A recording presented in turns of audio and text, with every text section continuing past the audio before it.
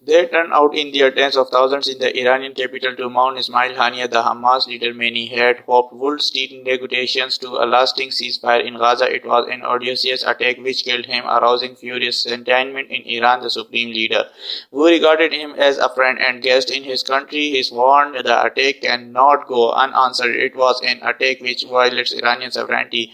He told the nations it's also a major intelligence embarrassment, with American media outlets reporting the explosive device responsible had been smuggled into his Tehran accommodation nearly 2 months ago. It coincided with the funeral in the Lebanon's capital Beirut for a key Hezbollah commander killed by the Israel's 12 hours earlier. That too has drawn a furious reaction from the militant group, which is a close Iranian ally. The signals seem to be an attack is coming. We are facing a big battle now. It's beyond the support front. Now there's a battle in Gaza, one in South Lebanon, in open battle in Yemen, and even in Iraq, because it's all happening at the same time. It's not just in the refugee camps of Syria that they are trying to decipher what Hezbollah is planning, but there's a feeling of inevitability about more violence. We face death before this woman tells us we are ready to die if necessary to defend ourselves. Another man says we will accept whatever Nasser decides to. So there seems to be little doubt now that there is going to be some sort of reaction, and all the notifications are that it's going to draw in all the partners of the so-called AIS of resistance, not just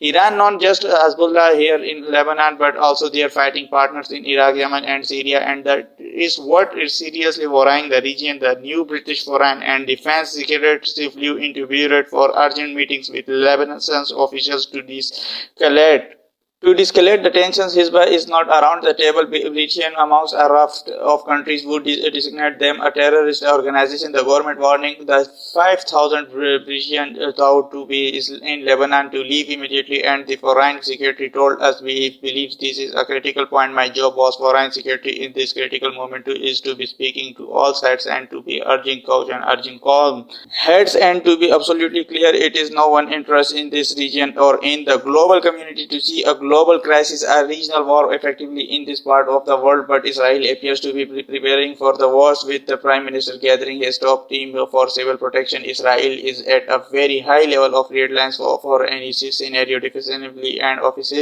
offensively, we will exact a very high price for any act of aggression against us from any arena. The twin attacks on two capital have plunged the. And this is a very good afternoon.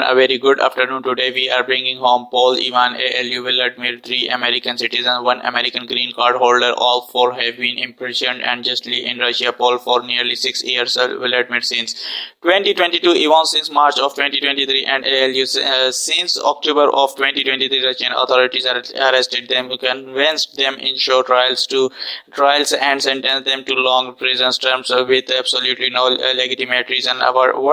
Our non-Paul, a former Marine, was in Russia for abetting Ivan, a journalist with a Russian was in Russia, signed by the Wall Street Journal. Also, a journalist was in Russian to see. Family all 3 falsely accused of being spies, and Vladimir was a Russian citizen by birth and holds on American green cards, a Pulitzer Prize-winning journalist, and was a pallbearer of my friend John McCain's funeral with me, and spoken out against Putin regime, and for that he was convicted of treason. And now their brutal ordeal is over. There 3 moments ago, the families and I were able to speak to them on telephone from the Oval Office. They out of Russia early today. They flown to Turkey, so soon they will wheels up on their way home to see their families. This is an incredible relief for all the family members gathered here. It's relief to the friends and colleagues all across the country who's been praying for this day for a long time. The deal that made this possible was a feat of diplomacy and friendship. Multiple countries helped get this done. They joined a difficult, complex negotiation at my request, and I personally thank them all again, and I thank them personally, and I thank them again. Russia released 16 prisoners at Russians who are being held in the West will be sent home, as well as 16 prisoners from Russia that release include 4 Americans, 5 Germans, 7 Russian citizens who are political prisoners in their own country. One of those Russians runs a women's rights organization which won a Nobel Prize in 2022. Putin threw him in prison for voicing opposition in the war of Ukraine. 4 others were with Alexei Navalny political opposition, he who died in Russia prison this and live safely abroad and continue their work of educating for democracy. If they so choose, this still would not have been married held in their countries. We justifiably being held and provide a logistical support to get the Americans home. So far, anyone who questions whether allies matter, they matter, and today is a powerful example of why it's vital to have friends.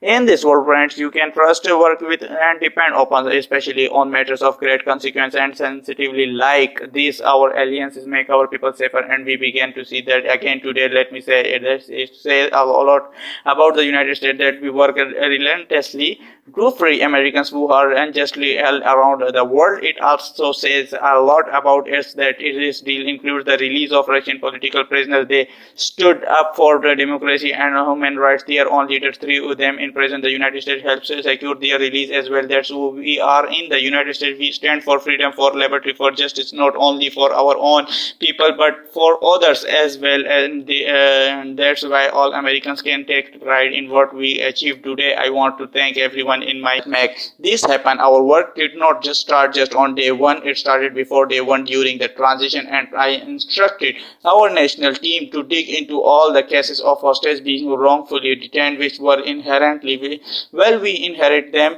from the private administration. I wanted to make sure we did the round running, and we did. As today my administration has brought home our 70 Americans were wrongfully detained and held as hostage abroad. Many since before I took office. Addition, I issued an executive order in 2022 authorizing penalties like sanctions and travel bans on those who hold Americans against their will, and my state department has introduced new warnings for Americans but about the risk of being wrongfully detained by a foreign government. Deals like this one tough calls, and they are never my guarantees, but there's nothing thing that matters more to me and protecting Americans at home and abroad. And so we continue to work for the release of all wrongfully detained Americans around the world. Let me and where I began, Paul, Evan, and ALU Vladimir and their families, they never gave up hope. We can't imagine what they've been through. All of you matter round of fact. This lady right there, I think, was living in the Oval Office with us for a while. All kids aside, can't imagine their joy right now. Their home tomorrow is a big day.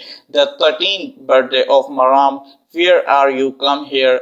You all know we have a tradition in the Biden family. We sing happy birthday on a new birthday. You ready? All of you, happy birthday to you. Happy birthday to you. Serious guys, to your 30. God love you. She is all over routed now. She gets to celebrate with her mom. That's what this is all about. Families able to be together again like they should have been all along. So I want to thank you again to everyone. Thank you. President sir, what? Thank you guys. So President Biden. Thank you.